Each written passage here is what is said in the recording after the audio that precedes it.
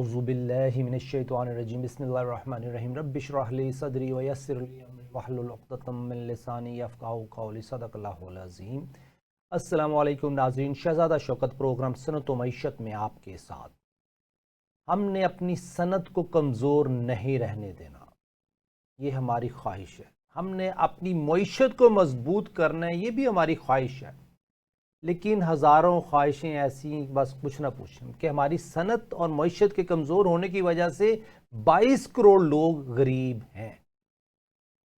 Inconsistent policies جن سے ہم جان چھڑانا چاہتے ہیں، وہ بیوروکریٹ جو ہم اپنے آپ کو گورنمنٹ آف پاکستان کہتے ہیں، اور وہ لا میکر جو لیجسلیٹو، وہ جوڈیشری جو پورا سسٹم چلا رہی ہے، وہ تمام جانتے ہیں کہ خامیاں کیا ہیں، خرابیاں کیا ہیں اور کیوں ہو رہی ہیں، لیکن پھر بھی یہ خامیاں بڑھتی جا رہی ہیں۔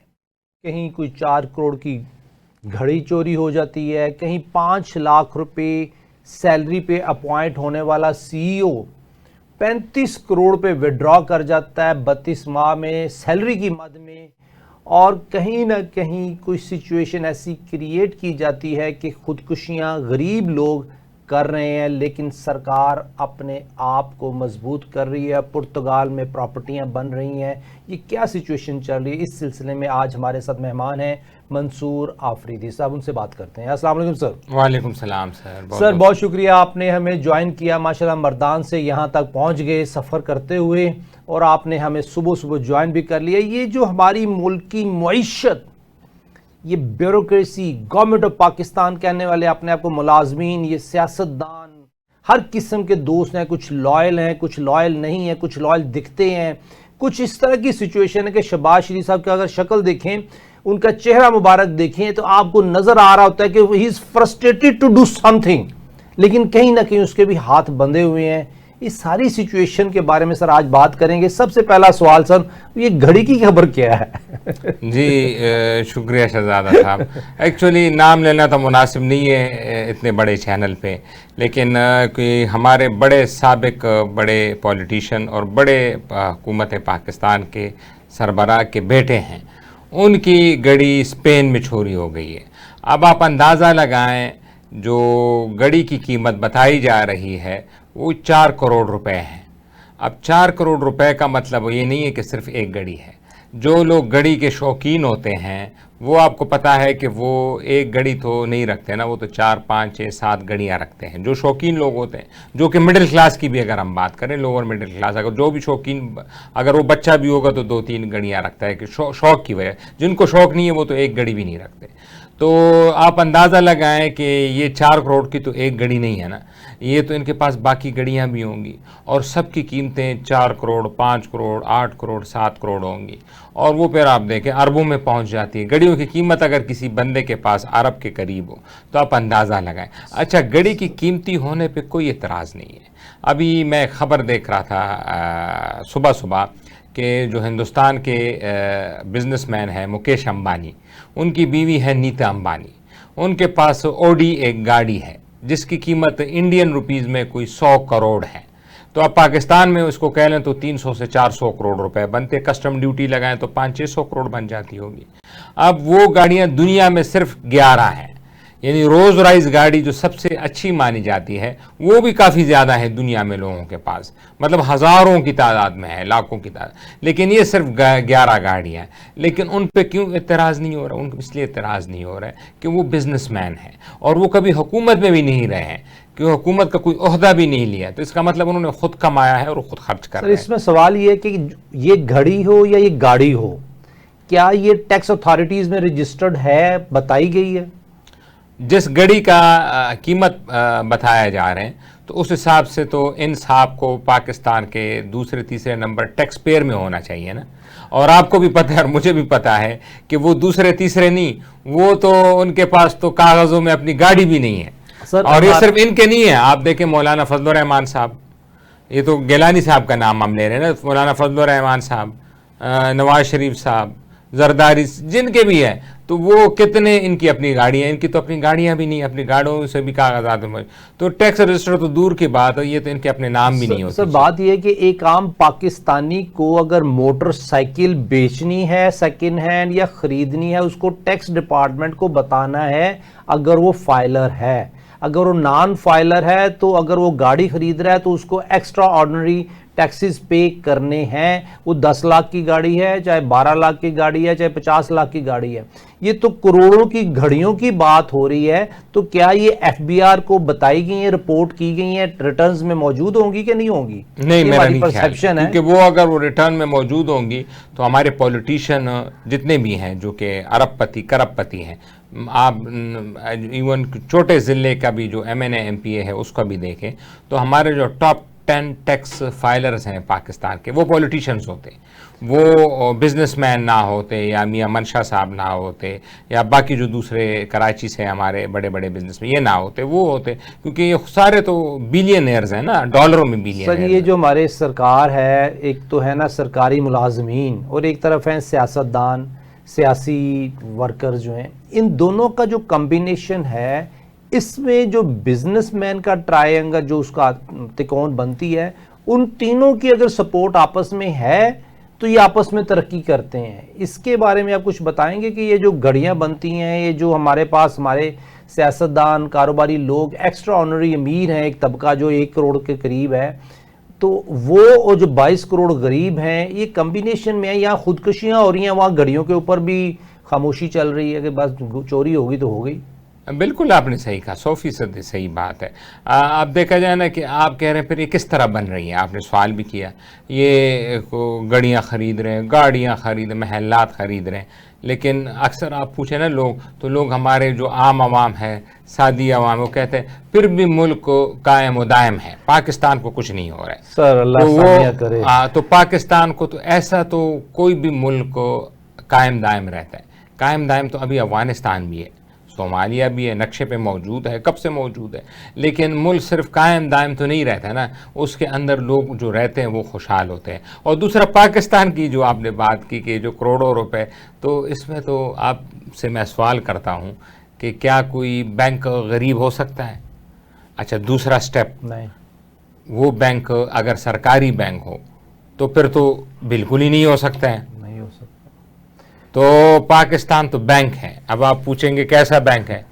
پاکستان پرائیویٹ بینک بھی نہیں ہے، سرکاری بینک بھی نہیں ہے، پاکستان جو ہے وہ آئی ایم ایف بینک ہے، تو آئی ایم ایف کس طرح غریب ہوگا؟ آپ کتنی گڑیاں لے لیں، آئی ایم ایف سے لون لے لیں گے، کیا مسئلہ ہے آپ کو؟ ہیں وہ تو دیکھیں نا، وہ تو جس دن آئی ایم ایف ڈیفالٹ ہوگا تو پاکستان ڈیفالٹ ہو جائے گا۔ یہ میں آپ کو وثوق سے کہتا ہوں کہ پاکستان کبھی بھی ڈیفالٹ نہیں ہوگا، اگر آئی ایم ایف ڈیفالٹ ہوگا تو تبھی پاکستان ڈیفالٹ ہوگا، اس لیے کوئی ٹینشن آپ نہ لیں، یہ گڑیاں لے رہے ہیں۔ سر آئی ایم ایف نے تو سرکار کو لون دینا ہے، سرکاری اداروں کو لون دینا ہے، گورنمنٹ آف پاکستان کو لون دینا ہے، اور وہ واپس بھی لے جانا ہے۔ اس کے درمیان میں جو گھڑیاں بننی ہیں، جو بھی بننا ہے، معاملات طے ہونے ہیں۔ اب یہ خبر تھی انصار عباسی صاحب کی کہ ایک سرکاری ادارے کے سی او نے جو 5 لاکھ روپے پہ سی او اپوائنٹ ہوا تھا، اس نے 32 ماہ میں 35 کروڑ روپے کے بینیفٹ اٹھائے، سیلری اور ادر بینیفٹ، اور اس میں بورڈ کی اپروول ہر پیمنٹ پہ وہ لیتے رہے، جاتے ہوئے بھی کروڑوں روپے لے گئے۔ اب سرکار، سرکاری ملازمین، آئی ایم ایف سے لون لینا اور یہ کروڑوں کی عیاشیاں، تو اس کے بارے میں کیا کہتے ہیں؟ صحیح ہے، یہ میں نے بھی ایک اخبار سرسری بتائی، آپ نے پھر ڈیٹیل میں ذکر کیا اس کا کہ کس طرح بے دردی سے پاکستان کو لوٹا گیا۔ یہ تو وہ واقعہ ہے جو کہ انویسٹیگیشن میں ریویل ہوا ہے۔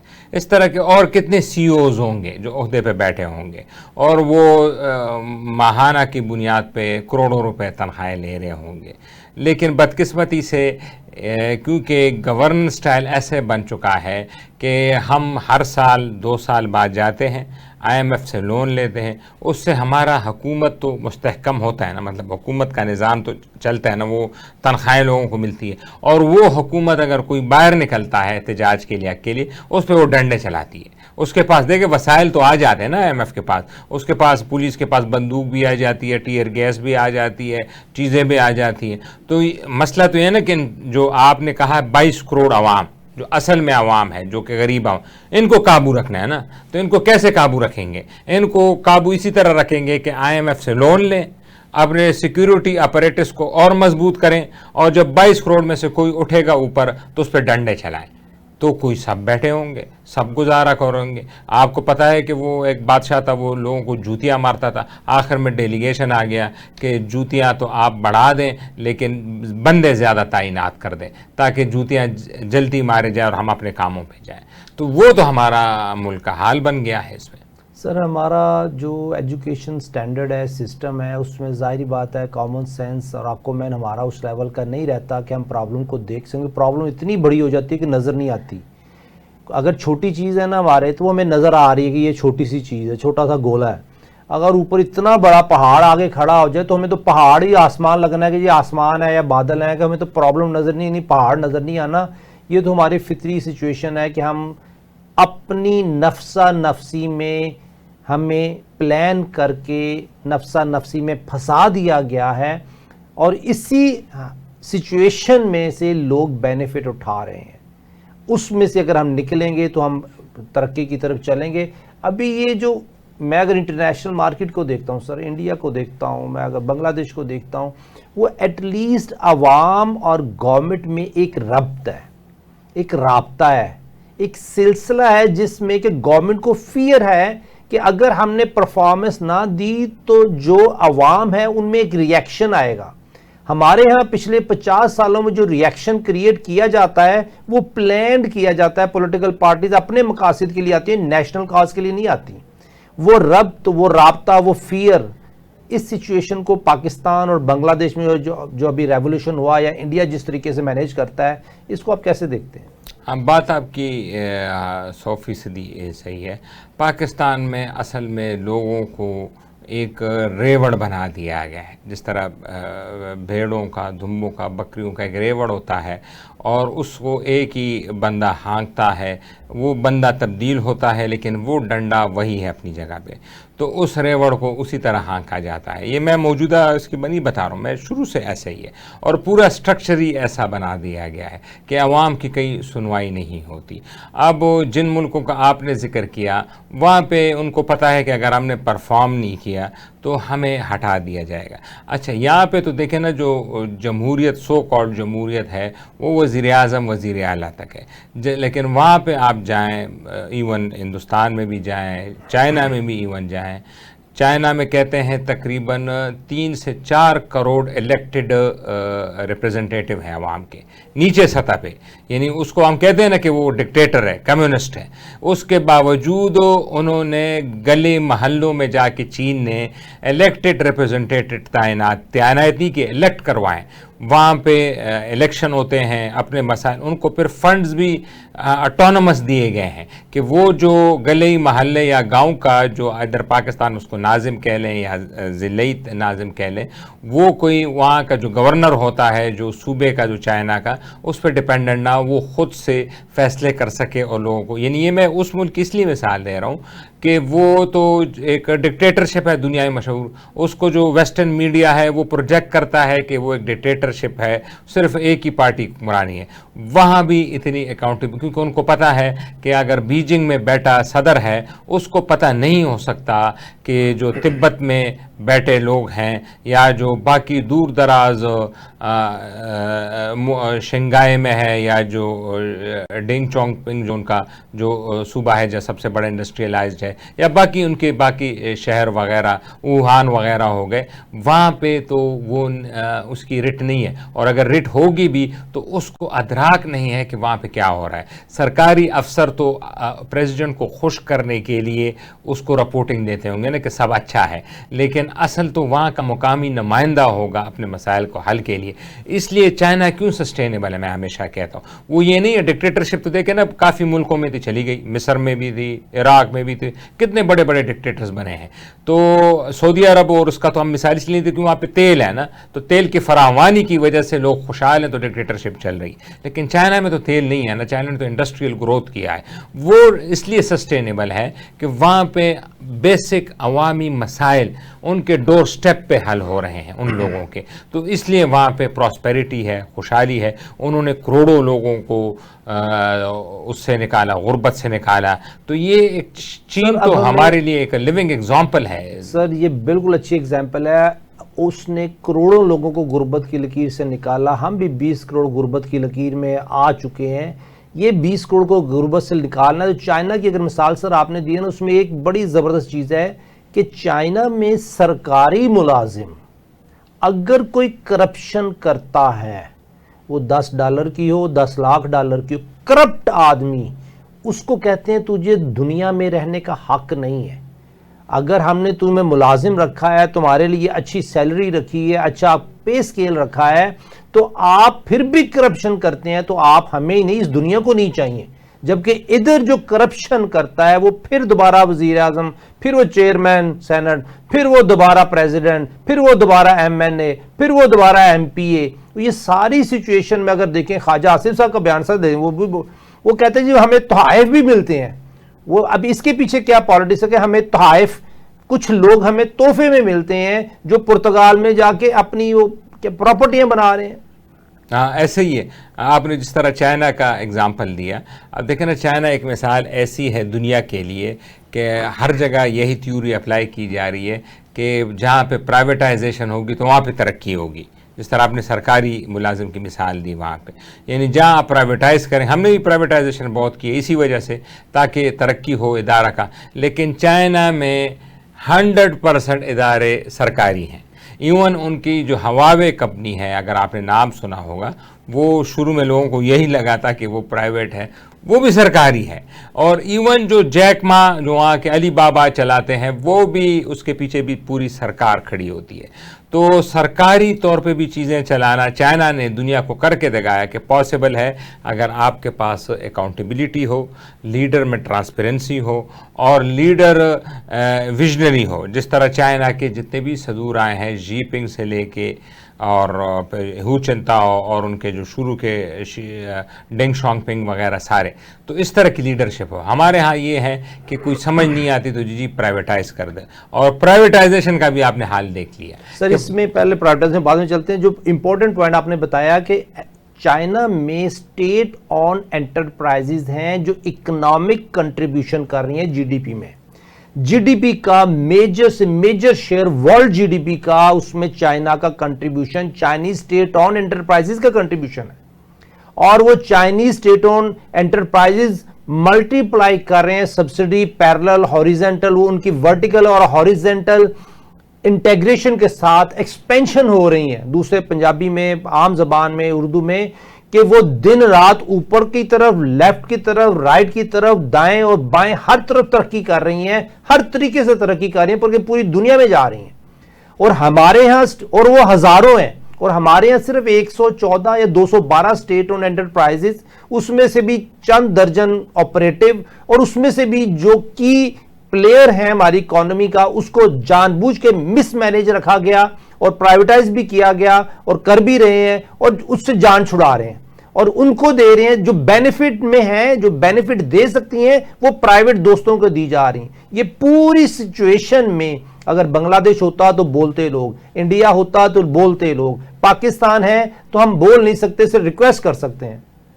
اور ریکویسٹ کا تو پتہ ہے حکمرانوں کو نا, ریکویسٹ سے کیا اثر پڑے گا, کچھ بھی نہیں, وہ آپ کے سامنے ہے, کیونکہ پالیسی ریفارمز تو کہیں پہ نظر نہیں آئے. اب آپ نے دیکھا گزشتہ, یہ صرف اس حکومت کی نہیں, 10 سال کا ڈیٹا ہوتا ہے, کہاں پہ یہ ڈسکشن ہوئی ہے کسی بھی میڈیا, کسی بھی ڈبیٹ میں کہ پالیسی ریفارمز کی جائے.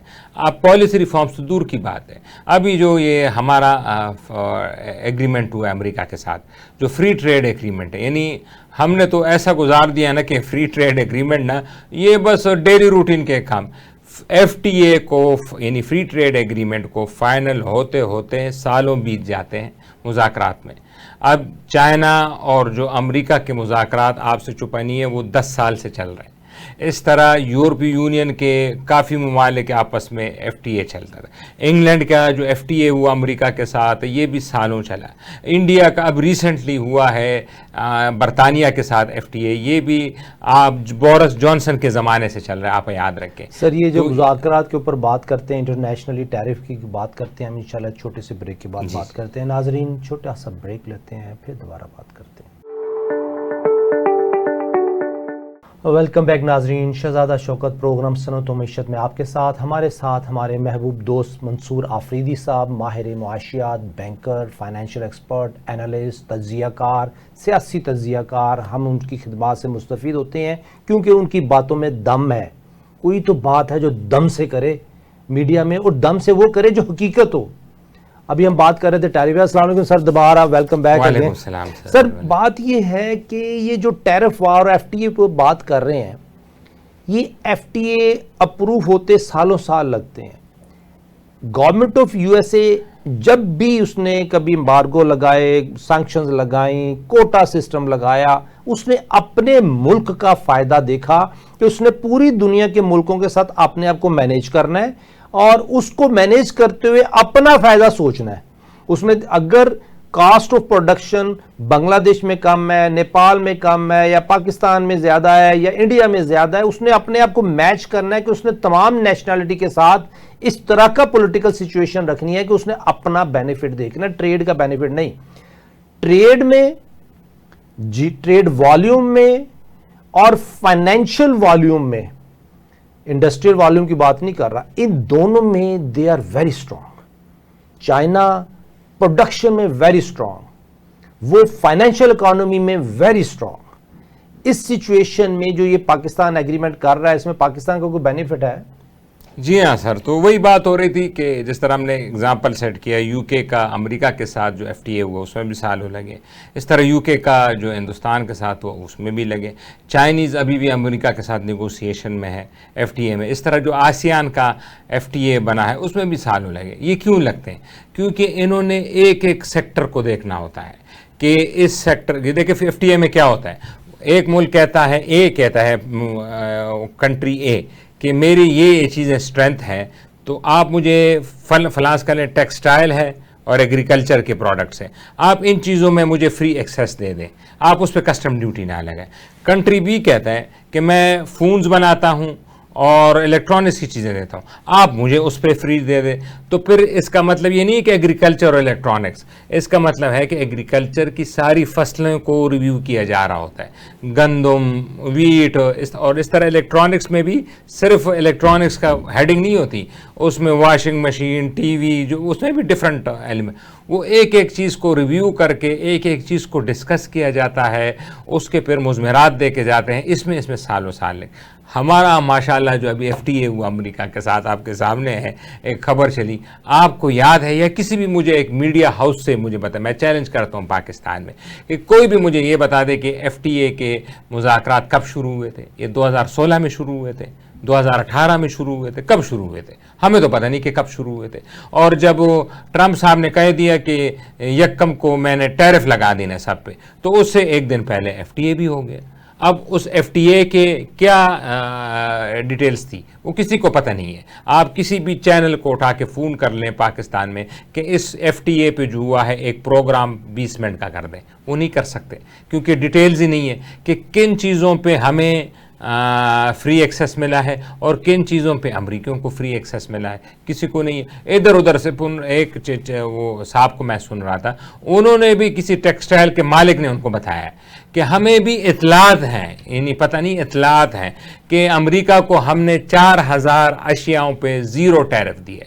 اب اگر یہ ہوا ہے کہ 0 ٹیرف 4000 اشیاء پہ, یعنی امریکہ اپنے 4000 اشیاء بغیر کسٹم ڈیوٹی کے یہاں پہ فروخت کر سکتا ہے, اور ہم سے وہ 19% لے گا, اور 19% with in addition MFN duty, MFN most favourite nation duty, جو کہ پاکستان پہ 13% ہے. ان دونوں کو ملائیں تو یہ 30% سے بھی زیادہ ہو. تو ہم سے وہ اتنا لے رہا اور ہم لے رہے ہیں 0. اب وہ 0 تو, لیکن ہمارے بھی ماشاءاللہ پتہ ہے نا اکانومسٹ کو, آپ کو تو پتہ ہی ہے شہزاد, آپ تو خود بڑے اکانومسٹ ہیں, ان کو بھی تو پتہ ہے نا کہ اگر ہم امریکہ کے اس پہ 0 کیا -1 بھی کر دیں, اپنے سے بھی پیسے ڈال لیں, تو وہ کوئی نہیں خریدے گا پاکستان, کیونکہ پاکستانیوں کے پاس خریدنے کی طاقت ہی نہیں ہے. امریکی برانڈ کون خرید سکتا ہے یہاں پہ؟ آپ دیکھیں نا کتنے لوگ ہیں جن کے پاس پرچیسنگ پاور ہے. وہ تو جو بڑی بڑی اکانومیز ہیں وہاں جا کے امریکہ جو لڑ رہا ہے, خاص کر چائنا کے ساتھ اور انڈیا کے ساتھ, ان دو ملکوں کے ساتھ اس کی بڑی لڑائی ہے ٹیرف پہ, کیونکہ وہ وہاں پہ ان کا مال بکتا ہے, ان کی اشیاء, ان کے ملک میں خوشحالی ہے, پرچیزنگ پاور زیادہ ہے, بڑے بڑے سٹور کھل رہے ہیں چائنا میں. چائنا کا ٹیسلا کا سب سے زیادہ ریونیو جو ہے چائنا سے آتا ہے. انڈیا میں بھی ٹیسلا آ گیا, اپنے شو رومز کھول دیے. اس طرح کوریا ہے, جاپان, وہاں پہ جا کے وہ کرتے ہیں. ہمارے اکانومسٹ کو پتہ بھی تو ہے نا کہ اگر ہم نے امریکہ کو زیرو بھی کر دیا تو کوئی فرق نہیں پڑتا. ہم نے توڑا کوئی مال منگوانے امریکہ سے. جو ہماری اشرافیہ ہیں, جو کہ آپ کی بات, سوری میں کاٹ رہا ہوں, 0.55% ہے, وہ امریکہ کی چیزیں لیتے ہیں. ان پہ کتنا, وہ اگر اس کو ٹیرف 0 بھی کر دیں تو نگلیجنٹ, کیونکہ ملک بھی تو انہی کے لیے ہے نا, تو اچھا ہے, ان کا فائدہ ہو گیا 0% پہ. سر ہمارا بیسیکلی بائنگ پاور ہماری عوام کی نہیں ہے, لیکن ہماری عوام کے کچھ ایک سیکٹر کی ہے جو کہ بائنگ پاور رکھتا ہے. وہ اپنے کتے کے لیے جو فوڈ ہے نا, وہ بھی امریکہ سے جو اسی کا جی میں نے ذکر کیا, وہ اس کو تو پرچیز کرے گا. پوائنٹ یہ ہے کہ پالیسی میکرز نے جو FTA سائن ہوا USA کے ساتھ, اس پہ ان کا اپنا کیا انپٹ تھا, یا صرف ڈکٹیٹڈ ڈاکومنٹ ہے جو نیگوشیٹ ہو رہا ہے, ایسے کر دو ایسے کر دو. میں تو یہ سمجھتا ہوں جو IMF کے ورکنگ پیپرز ہیں اس میں ہنٹ بھی ہوتے ہیں کہ کرنا کیا ہے, اور جو ایگریمنٹ سائن ہوا ہے اس میں پاکستان یا پاکستانی اکانومسٹ, میڈیا کا تو آپ نے بتا دیا رول 0 ہے, جو پاکستانی سرکار ہے اس کا کوئی انپٹ ہے؟ آفیشیلی اس پہ ساری قوم کو کچھ پتہ نہیں ہے, کچھ پتہ نہیں. آفیشیلی کسی کو علم نہیں ہے کہ اس میں کیا چیزیں طے پائی ہیں. اچھا, مجھے یہ اسی طرح ریومرز ہی ہیں, باتیں ہیں جو آپ اور ہم سن رہے ہیں. وہ جو ہم پاکستانیوں کی پروڈکٹ ہے, چاہے وہ گندم ہو, چاہے وہ گنا ہو, چاہے وہ ایگریکلچر کی کوئی ایسی ریلیٹڈ ہو, یا کوئی ایسی سچویشن جو ہم پاکستانی کر سکتے ہیں, اس کے اوپر تو بین لگا دیا جاتا ہے کہ جی یہ چیز تو ایکسپورٹ نہیں ہو سکتی, یہ چیز بھی ایکسپورٹ نہیں ہو سکتی, کیونکہ یہ ملکی مفاد میں ہے کہ پاکستان میں رہے. ایکسپورٹ کے لیے پھر کوئی ایفرٹ بھی نہیں کی جاتی. یوکرین لے لیں, رشیا لے لیں, ادھر جو گندم ہے اس کی ایکسپورٹ کے لیے ایفرٹ کی جاتی ہیں. کینیڈا, USA نے, خاص طور پر USA نے PL 480 کے تحت گندم ایکسپورٹ کر کے اپنی اکانومی کو سروائیول دیا جب وہ ورلڈ وار 2 کے بعد کرنچ میں تھے. اور ہمیں گندم ایکسپورٹ کرنے کی اجازت نہیں ہے, ہمیں گنے کے اوپر اجازت نہیں ہے, چینی ایکسپورٹ کرنے کی بھی اجازت نہیں ہے. ایون دین کہ یہ جو گائے بھینسیں زندہ اگر کسی کو چاہیے تو وہ بھی ہم کہیں ایکسپورٹ نہیں کر سکتے. ہمارا چارہ خراب ہو جاتا ہے, چیزیں خراب ہو جاتی ہیں, بک جاتی, لیکن اجازت نہیں ہے. کیا وجہ ہے ہمارے پالیسی میکرز اجازت نہیں دیتے؟ بالکل آپ کی بات صحیح. اچھا, اس میں آپ دیکھیں نا, ہماری ڈیبیٹ یہ ہو رہی ہے کہ اب انڈیا پہ 50% جو ٹیرف لگا ہے, تو یہ بڑا اچھا ہو گیا پاکستان کے لیے. پاکستان کے لیے ایسے ہے کہ اب آرڈر ہمیں ملیں گے. اب کیونکہ وہ پالیسی میں سٹڈی نہیں ہے, لوگوں کی ریسرچ نہیں کرتے. جو انڈیا کا وہاں پہ مین ایکسپورٹ ہے وہ تو چلو سروسز ہے ہی, ان کا $200 ارب, وہ سروسز ویسی ایگزمپٹ ہے, یعنی سروسز پہ کوئی بھی ملک کو ٹیرف نہیں لگا سکتا جب تک وہ WTO کا سگنیٹری. تو سروس کو تو ایک سائڈ پہ رکھ دیں. جو مرچنڈائز ایکسپورٹ ہے انڈیا کا جاتا ہے وہاں پہ, تو اس میں جو بڑا آئٹم ہے وہ ہے فارما اور الیکٹرانکس. اب فارمیسی کو انہوں نے ایگزمپٹ کیا ہے کیونکہ دوائی جو ہے وہ ایسنشل کموڈیٹیز کے طور پہ, تو اس کو تو نکال دیں. دوسرے نمبر پہ ان کا الیکٹرانکس ہے, اس میں الیکٹرانکس میں 90% آئی فون ہے. اور آئی فون کو ٹرمپ صاحب نے پرسوں خود ہی ایگزامپٹ کر دیا, کیونکہ وہ جو آئی فون کے CEO ہیں, بڑا فنی سچویشن, میں نے کہتا یہ بھی دن آنے تھے امریکہ پہ, کیسا صدر بھی آ گیا. آئی فون کے CEO ٹم کک نے ایز اے رشوت, یہ میں آپ کو اگر کہیں حیرانگی ہوگی ناظرین کے لیے, ایز اے رشوت 24 کیرٹ گولڈ ٹرمپ کو رشوت دی میڈیا کے سامنے. اور جیسی اس نے ٹرمپ صاحب نے وہ گولڈ لیا ایز اے رشوت ٹم کک سے, اسی وقت انہوں نے اعلان کر دیا کہ آئی فون جہاں بھی بن رہے کسی ملک میں بھی اس پہ کوئی ٹیرف نہیں ہوگا, 0. تو آئی فون کا تو ان کو ختم ہو گیا. تو ہندوستان کا ٹیکسٹائل نہیں ہے کہ ہم اس سے کمپیٹ کر سکیں. ہمارا تو امریکہ کے پاس مین چیز ٹیکسٹائل جا رہا ہے نا, $6-7 ارب. ہمارا مقابلہ ابھی بھی بنگلہ دیش اور ویتنام اور چائنا سے ہے. ان سے مقابلہ کرنا ہے، اور ان کے ریٹ اور ہمارے ریٹ بالکل ایک جیسے ہیں. تو ہم نے تو چائنا اور ویتنام اور بنگلہ دیش کا مقابلہ کرنا ہے. انڈیا کا تو ہمارا اگر مقابلہ میں فائدہ تو پھر تو ہم فارمیسی پہ توجہ دیں گے، پھر ہم آئی فون پہ توجہ دیں گے، اس پہ ہمیں مقابلہ کریں گے انڈیا کے ساتھ. ہم ٹیکسٹائل پہ تو ہمارا کمپٹیٹر نہیں ہے انڈیا. سر کیا وجہ ہے کہ ٹیکسٹائل پہ انڈیا ہمارا کمپیٹیٹر نہیں ہے؟ اس کے ٹیرف کی وجہ ہے یا کاسٹ آف پروڈکشن کی وجہ ہے؟ نہیں، ٹیکسٹائل ان کی جو مین جو بیک بون ہے نا انڈیا کی ایکسپورٹ کی، وہ ٹیکسٹائل نہیں ہے. ٹیکسٹائل بھی وہ ایکسپورٹ کرتے ہیں، لیکن ٹیکسٹائل کا نمبر وہ 7ویں 8ویں نمبر پہ آتا ہے. ان کے لیے مین ان کا جو چیز ہے وہ فارمیسی ہے دنیا میں. آئی ٹی وغیرہ تو ہے ہی ہے، لیکن فارمیسی ہے، الیکٹرانکس ہے. اور آپ حیرانگی ہوں گے کہ مرچنڈائز میں سب سے بڑا ایکسپورٹر آئٹم انڈیا کا آئل ہے. اب میں نے جب دیکھا فگر ہو تو وہ تقریباً 150 سے 200 ارب ڈالر آئل ایکسپورٹ کرتے. تو میں نے کہا شہزادہ صاحب یہ تو کوئی کنویں تو ہے نہیں. تو پھر پتہ چلا کہ وہ تیل روس سے خرید کے دنیا کو بیچ رہے ہیں. کیونکہ ہمارے ملک میں پالیسی نہیں ہے کہ ہم کہیں اور سے آئل خرید کے کسی اور دنیا میں بیچ دیں، کیونکہ ہمارا اسٹیٹ بینک آف پاکستان نہیں چاہتا کہ ہم انٹرنیشنلی کچھ بھی کر دیں. لیکن انڈیا کے لوگ پوری دنیا میں بیٹھ کے کسی کا آئل کہیں اور بیچ رہے ہیں اور انڈین اکانومی کو بوسٹ دے رہے ہیں. اور ہمارے گھوس، ہمارے کیا کہتے ہیں سرکاری ملازمین ہمیں بوسٹ نہیں دے رہے. وہ کیا دے رہے ہیں یہ میرے منہ سے غلطی سے نکل گیا، معافی چاہتا ہوں.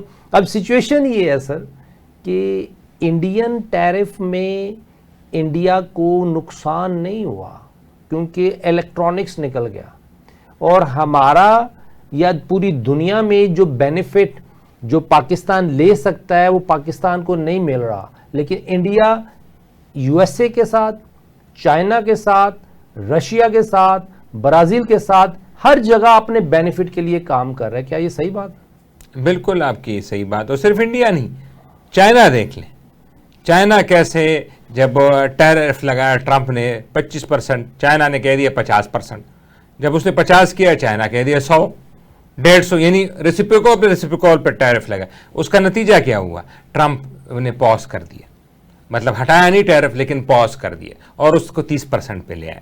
تو ہر ملک اپنا، آپ دیکھیں نا سب سے بڑی مثال رشیا کی ہے جو یوکرین میں جنگ لڑ رہا ہے. اس کو پتہ ہے مجھے سیکیورٹی تھریٹ ہے، اس کو یہ بھی پتہ ہے کہ سارا یورپ میرے خلاف ہے، اس کو یہ بھی پتہ ہے کہ امریکہ بھی میرے خلاف ہے. اتنی بڑی اکانومی اس دنیا کا، پورا مغرب اس ایک ملک کے خلاف ہے. یعنی آپ دیکھیں نا اس ملک کا جگرہ بھی تو دیکھیں کہ 2 سال سے وہ لڑائی یوکرین میں لڑ رہا ہے اکیلے تنہا.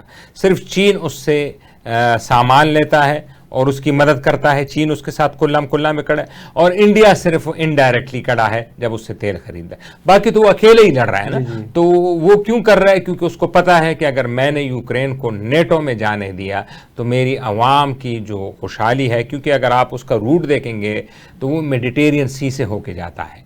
رشیا کا سارا ایکسپورٹ جو ہے وہ میڈیٹیرین اور کیسپین سی سے جاتا ہے، اور یوکرین اس کے بالکل عقب میں واقع ہے. اور یوکرین کا نیٹو میں شامل ہونے کا مطلب ہے کہ امریکہ پہنچ گیا روس کے بارڈر پہ، اور جس طرح وہ دوسرے ملکوں کو امریکہ تنگ کر رہا ہے اس طرح رشیا کو ٹریڈ میں تنگ کرے گا. یہ ٹریڈ کی لڑائی کے لڑ رہا ہے، روس اپنی بقا کی لڑائی لڑ رہا ہے، ٹریڈ کی لڑائی لڑ رہا ہے. لیکن ملک کے مفاد میں ہی فیصلے ہونے چاہیے. ہمارے بھی حکمران ماشاءاللہ تو فیصلے کر رہے ہیں، بیوروکریسی بھی مفاد میں فیصلے کر رہے ہیں، لیکن وہ الگ بات ہے، وہ اپنے مفاد میں فیصلے کر رہے ہیں. اور پرتگال میں جتنے بھی پراپرٹیز ہیں اور چیزیں ہیں وہ تو اب خواجہ آصف صاحب جو کوئی وزیر، اچھا میں اس پہ حیران ہوں شہزادہ صاحب کہ وزیر دفاع کا کہنا تو یہ نہیں ہوتا ہے کہ بیوروکریٹس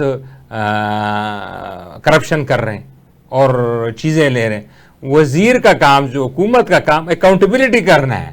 آپ نے ان کو پکڑنا ہے. مطلب آپ دیکھیں نا، آپ عوام سے کہہ رہے ہیں کہ یہ اس طرح ہو رہا ہے، کرپشن ہو رہا ہے، تو آپ کس مرض کی دوا ہے جو حکومت میں بیٹھے ہیں؟ آپ بتائیں نا. آپ کو تو حکومت نے الیکٹ کیا ہے. اکاؤنٹیبلٹی کس کے انڈر آتی ہے؟ حکومت کے. نیب کس کے انڈر ہے؟ حکومت کے. اینٹی کرپشن ڈپارٹمنٹ کس کے انڈر ہے؟ حکومت کے. ایف آئی اے کس کے انڈر ہے؟ حکومت کے. تو اکاؤنٹیبلٹی تو آپ نے کرنی ہے. آپ ہمیں آ کے بتا رہے ہیں. یہ تو ایسا ہی ہے کہ ایک مریض آئی سی یو میں لیٹا ہوا ہے اور ڈاکٹر لوائکین کو آ کے کہے کہ مریض کی حالت تو بہت خراب ہے، یہ کیسے ٹھیک ہوگا آپ بتائیں. تو وہ لوائکین کیا جواب دیں گے؟ کہ ہم تو آپ کے پاس اس کو لے کے آئے ہیں, آپ نے ٹھیک کرنا ہے. لیکن ڈاکٹر کہتے ہیں نہیں, میری بس کی بات تو نہیں ہے, آپ لوگ دعا کریں کہ بس یہ ٹھیک ہو جائے, آپ لوگ احتجاج کریں, آپ لوگ احتجاج کریں, آپ لوگ اسپتال کے, آپ میرے خلاف احتجاج کریں, آپ میرے خلاف احتجاج کریں کہ یہ ٹھیک کر دیں, لیکن پھر بھی میں ٹھیک نہیں کر سکوں. لیکن مجھے تحائف میں ملا ہوا یہ مرض, مجھے تحائف تحفے میں ملا ہوا ہے, تحفے میں ملا ہوا ہے.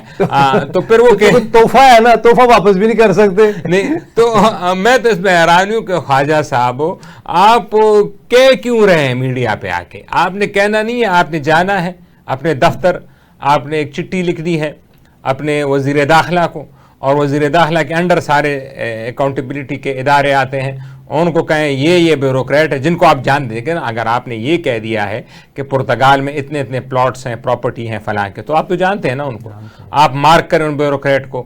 اور وزیر اعظم صاحب کو بھی تکلیف دینے کی ضرورت نہیں, وزیر داخلہ FIA کو حکم دے گا, ان کے خلاف انکوائری ہوگی, چارج شیٹ ہوگی اور انڈر ٹرائل ہوگا, اور ECL میں ان کا نام بند کر دے. بس انہوں نے تو یہی کرنا ہے. اللہ ہوگا نہیں سر. یہ جو ٹریڈ کے اوپر ہماری بات ہوئی بڑی کمپریہنسو, اس میں چلتے چلتے ایک اور بات میرے ذہن میں ہے. جب آپ نے کہا نا پاکستان کا اور USA کا, USA اپنی چھوٹی سی چھوٹی ٹریڈ پالیسی کو بھی پروٹیکٹ کرتا ہے, انڈیا بھی ایسے کرتا ہے, چائنا بھی ایسے کر رہا ہے. میں ایک چھوٹی سی مثال دینے لگا ہوں. چائنا سب سے بڑا امپورٹر ہے گوشت کا, بیف کے گوشت کا USA سے. جب کوئی ایسی چکلش ہوئی, ہم نے پاکستان نے کوشش کی کہ پاکستان گوشت ایکسپورٹ کرے گا چائنا کو, تو پاکستان میں وہ تمام معاملات جو کہ گوشت کو پروڈیوس کر کے اور ایکسپورٹ کرنے کے لیے اس میں اتنی ہرڈل کریٹ کی گئی کہ آج تک ہم اس مارکیٹ شیئر کو ساتھ ہمسایہ ملک ہوتے ہوئے نہیں لے سکے جو کہ چائنا لے رہا ہے, صرف اس لیے کہ پالیسی انکنسسٹنٹ پالیسی یا بیوروکریٹس کی, ہمارے دوستوں کی, لا میکر کی جو نیت ہے وہ کہیں نہ کہیں اپنے پرسنل مفاد میں آ جاتی ہے انفارچونیٹلی. جی بالکل آپ نے صحیح کیا, اور کیونکہ آپ اپنے ملک کو, ملک کے انٹرسٹ کو, اپنے عوام کو, اور جو اس کا جو مین روٹ کاز ہے جو ہمارا اشرافیہ ہے, چاہے پولیٹیشنز ہیں چاہے بیوروکریٹس ہیں, کیونکہ یہ عام عوام سے نہیں ہے. عام عوام سے جب ہوتا ہے بندہ, اس کو جب سٹرگل کیا ہوتا ہے, جس طرح میں نے مثال آپ کو چائنا کی دی, رابطہ نہیں ہے, جس طرح میں نے آپ کو مثال چائنا کی دی. اب جو موجودہ صدر ہیں چائنیز جی پنگ, یہ بھی نیچے عوام سے ہو کے آئے ہیں. یہ کسی دور میں اپنے گاؤں کے میئر ہوا کرتے تھے, وہاں سے یہ کرتے کرتے کرتے کرتے پہنچ کے اب چائنا دنیا کی دوسری بڑی اکانومی کے صدر بن گئے ہیں. اس طرح آپ دیکھ لیں, اوباما صاحب ایک لیکچرر ہوا کرتے تھے پہلے, وہ گئے وہ صدر ہو گئے. اس طرح مودی صاحب جو ہے وہ ہوا کرتے تھے چائے بیچنے والا, ایک نیچے میئر کے اب یہ اوپر. اچھا, یہ ان کا ٹرانسپیرنٹ سسٹم کی وجہ سے وہاں پہ مواقع ملتے ہیں. اب جو پروٹیکٹ ہمارے جو ادھر ناظم ہے یا جو لوکل گورنمنٹ ہے, یہ چیف منسٹر جو کہ ایلیٹ ہے نا, چیف منسٹر تو ایلیٹ میں آتا ہے, پرائم منسٹر بھی, وہ ان کے ثوابدید پہ ہے. وہ الیکشن کرائیں, وہ الیکشن نہ کرائیں, وہ ناظموں کو فنڈ دیں, وہ نہ دیں. تو آپ کے ساتھ مقامی جو لیڈرشپ وہ کیسے پیدا ہوگی؟ یہ ایلیٹ ہوگی, انہیں کے بچے آئیں گے, پہلے ان کے دادا ابو تھے, پھر یہ ہیں, پھر ان کے بچے. اب تو آپ دیکھ رہے ہیں کہ تیسری نسل, چوتھی نسل تیار ہو رہی ہے, جو ٹک ٹاک بن رہے ہیں, جو ویڈیو, چوتھی نسل کو بنا کے آپ پہ نافذ کیا جا رہا ہے. یہ جو پری سلیکشن ہے یا الیکشن ہے, یہ تو ظاہری بات ہے ڈیبیٹ چلتی رہی ہے. 1.5-2 منٹ رہ گئے ہیں. پرائم منسٹر شہباز شریف صاحب کے لیے کوئی ایسا میسج دے دیں کہ 20 کروڑ لوگ کمانا شروع کر دیں. یہ 40,000 روپے میں, 50,000 روپے میں گھر نہیں چلتے, بلکہ 12 کروڑ تو غربت کی لکیر سے نیچے پہنچ گئے ہیں. نہ گھر ہے, کرائے پہ رہنا ہے, کیسے جھگیوں میں رہنا ہے, کوئی سمجھ نہیں آ رہی. آگے جو کرائسس نظر آ رہا ہے وہ یہ کہ اگر حکومت چینج ہوتی ہے, کوئی اور لوگ آتے ہیں, نہ تجربہ کار لوگ آتے ہیں, پھر وہی سلسلہ شروع ہوگا جو پچھلے 2-4 سال کرنسی ڈیویلیوشن کا رہا. شہباز شریف صاحب کو کوئی ایسا مشورہ دے دیں, فیلڈ مارشل صاحب کو کوئی ایسی ایڈوائس دے دیں کہ وہ فائنینشیل اکانومی کو دیکھیں, ریئل اکانومی کو دیکھیں, اور پاکستانیوں کی انکم بڑھانے کی طرف دیکھیں. وہ کیسے دیکھیں؟ جی آپ کو ایک واقعہ یاد ہوگا, طارق بن زیاد جب تھے اسپین پہ حملہ آور ہوئے تو انہوں نے کشتیاں جلا دی تھی. وہ کشتیاں, وہ تو بڑے ٹاپ کے جنرل تھے نا, وہ تو انلاجیکلی تو انہوں نے نہیں جلائی نا. انہوں نے ایک موٹیویشنل تھیوری ابھی بھی پڑھائی جاتی ہے مینجمنٹ کی کتابوں میں, انہوں نے اس لیے جلائی تاکہ لوگوں کو یہ آسرا نہ ہو کہ ہم بھاگ جائیں گے اور لڑیں گے نہیں. جب ان کو آسرا نہیں ہوگا تو یہ دلیری سے لڑیں گے اور رزلٹ آپ کے سامنے اسپین پہ فتح حاصل کر لی. اسی طرح جو IMF ہے یہ ہماری کشتی ہے. جب تک IMF کو جلایا نہیں جائے گا یہاں پہ کوئی ریفارمز نہیں ہوں گے. جب وہ سیاستدانوں کو پتہ ہے کہ ہمیں 2 سال بعد IMF لون دے دیتا ہے تو ریفارمز کیوں کریں گے جب ان کو آسانی سے پیسے ملتے ہیں. ایک دفعہ اس ملک کو ڈیفالٹ ہونے دیں, ایک دفعہ IMF انکار کر دے کہ ہم آپ کو کچھ نہیں دیتے. میں آپ کو یقین سے یاد دلاتا ہوں کہ یہی قوم جو ہے یہ اپنے پیروں پہ کھڑی ہوگی, یہی قوم اپنی ریفارمز کرے گی, تنگ آمد بجنگ آمد, تو اور یہی قوم اوپر اٹھے گی اور یہی اکانومی قوم گرو کرے اوپر گی. اٹھے گی. بہت شکریہ منصور آفریدی صاحب, آپ نے ہمیں جوائن کیا. ناظرین, یہی قوم اوپر اٹھے گی. IMF ایک کشتی ہے, اس کو جلا دیں, اللہ کی کشتی کی طرف رخ کریں, اللہ کی کشتی میں آ جائیں تاکہ ہم اللہ کے ساتھ جنگ میں سے باہر نکل آئیں تو ہم ایک ترقی یافتہ قوم ہوں گے انشاءاللہ. اجازت دیجیے, آج کے پروگرام کا وقت ختم ہوتا ہے. اللہ حافظ.